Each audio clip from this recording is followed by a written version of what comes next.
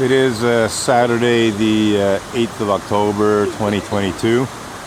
We're looking east towards the Concord Bridge pylons, and the almost full moon should rise between them. I haven't got it exactly lined up in terms of like having it all figured out with an app like Photo Pills or something, and it may come up a little to the left or right, and I'll adjust later. At present, Jupiter is above the horizon, above the moon, probably in the frame, but obviously the sky is simply too bright to see Jupiter, or at least I think so. It may show up as a faint white dot in there somewhere. Assuming it is in the frame, I suppose it's possible it might be above the frame, but I don't think so. I think it should be, but it could be off to the left or the right too. So we're just going to wait and see what happens. The idea is to get an image of the moon rising between the two pylons here. I've done images like this in the past with the equinox sunrises. I wasn't able to do it this year because it was very cloudy around the equinox for several days, and on the few days where it might have been a bit of sun, I was basically too tired to get up early to do that. I got a little sleep deprived in September, not to mention this month. So in any case, it was very cloudy and I didn't get the shot. I've got plenty of shots from other years, so it wasn't a terrible loss as far as I was concerned. I'm not sure I would have got anything significantly different. So I'm keeping an eye open for the moon. I do not see any sign of it yet. But we're just going to let the video run here. It's 6:08. The official moonrise time is 6:10, but I'm not exactly sure how they measure it. I presume they measure it in terms of breaching the horizon, but maybe at sea level or something. So it may be that it actually becomes visible somewhat later than 6:10. So we're going to keep an eye on that situation. I didn't mention the equipment. We're using a old manual focus Nikkor ED 400mm lens of 5.6 maximum opening. I have it set to f8. Have the shutter speed at a 50th of a second. Don't need a higher shutter speed than that when the camera's on a tripod. ISO 100, which is a little above the base ISO, and I prefer to shoot at base ISO whenever possible. But that would either cause me to lower the shutter speed even more, which I could do without too much difficulty. I mean, a 30th of a second or a 40th of a second isn't really a big difference. But I don't think it would give me any major advantage. You know, a little bit more dynamic range, perhaps. Noticing behind me, we got a bit of a nice sunset. The clouds are sort of a creamy color right now. They may turn more orange, but you can only do so many things at once. I can face east or I can face west. I can't really do both at the same time unless I have multiple cameras. Oh, here comes a seagull. Did it go through? I guess it was below the frame. Oh, here's some more seagulls. So we'll probably see some seagulls come through the frame in a... Well, there goes one. Yeah. Anyway, any sign of the moon? I don't see it yet. It's rising, as I said, somewhat south of east. So I've positioned myself in a way that the alignment of the camera is such that it should be, the pylons should be south of east, but I don't know by how much. I'm a few hundred feet, 200 to 300 feet from the equinox rising point, further north, to try and get that alignment.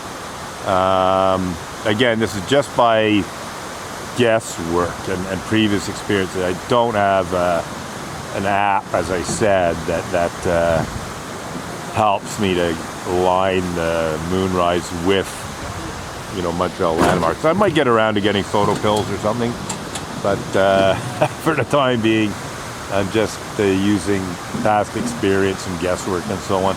I think I will pan off to the left a bit. And I think I'll lower I gotta lower the shutter speed just to, whoops, I lowered the ISO. There, I raise the ISO to brighten the image a little bit. I think I will keep the shutter speed at a 50th. Still no sign of the moon, but I'm gonna pan off to the left because I want to see Alexander Calder's Man 3 disc. There it is. So once the moon is above the horizon, I will move further north and try to get an alignment with Alexander Calder's Man 3 discs. Just debating if I should do a focus adjustment or something. It looks pretty sharp, but I might be able to fine-tune the focus if I stop video and enlarge the image. So I don't think you can do that. And we might possibly even get the moon inside the biosphere here, the former USA Pavilion, as it rises. But that would take fairly quick footwork.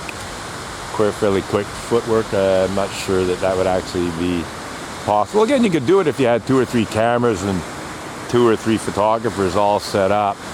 Another possible alignment is further to the left at the top of the hill. There's this old fort. So you could get alignments with this fort, alignments with the biosphere, former US Pavilion, alignments with the Alexander Calder Man 3 discs sculpture, and the pylons of the bridge here. But for now we're going to do the pylons of the bridge. It's kind of like a front sight on a gun kind of thing. So again, I'm going to raise the ISO a bit. I'm shooting in manual, as you can probably guess by me talking about changing the ISO to adjust the exposure. So it is definitely getting darker, and it's showing. Okay, now we got some wind. You might have noticed some vibration from the wind there. Yeah, I do not see the moon yet anywhere. I'm just going to pan a bit off to the other side, see if maybe it's further south. No sign of it, and I think that would be too far south. I think I do have it reasonably well aligned here. Let's see on the other side. Don't see anything. The other thing is it just may be too bright. The sky might be too bright and the moon too dim low on the horizon for it to show through the haze, as it were. I've been in that situation before, including quite recently. So it may not become visible until it's more above the horizon and there's less haze obscuring it. So yeah, we've been yammering on here for about 9 minutes and nothing in terms of being able to see the moon. It's longer than I was expecting, to be honest. I thought it might be just a few minutes before I saw the moon. I'm gonna check Stellarium. Okay, so if I look at Stellarium, it's just showing the top of the moon just above the horizon. So we've probably got a few more minutes to wait. Hi there. But Jupiter is well above the horizon, may even be out of the frame. And again, the sky is so bright that the chances of seeing Jupiter are pretty minimal.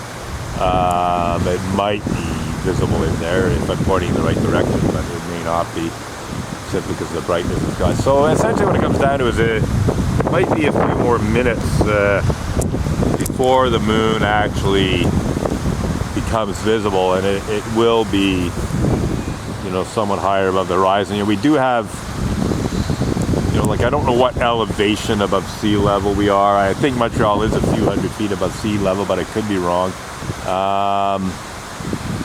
So there's that issue. I see something there off to the right. I'm not sure. Let's have a look here. No. I thought I saw a thin sliver, but no. So back to where we're hoping it'll come up. I mean, again, this is all guesswork. I did not use an app to get it all exactly pre-planned,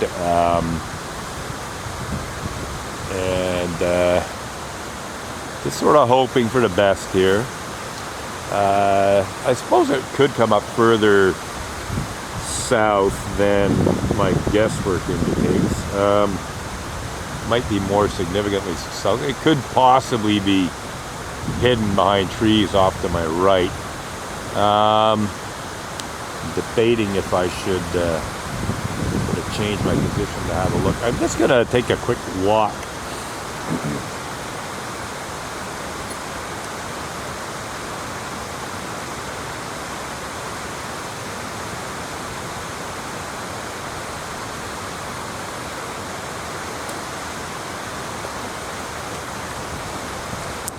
Well, I'm glad I did that. It's actually behind those trees. Do you see that light behind the trees? That's the moon. So I am a little not enough north. So I'm going to change my position and we'll try to get that moon. Okay, you can see it coming up. So I'm just going to get repositioned here.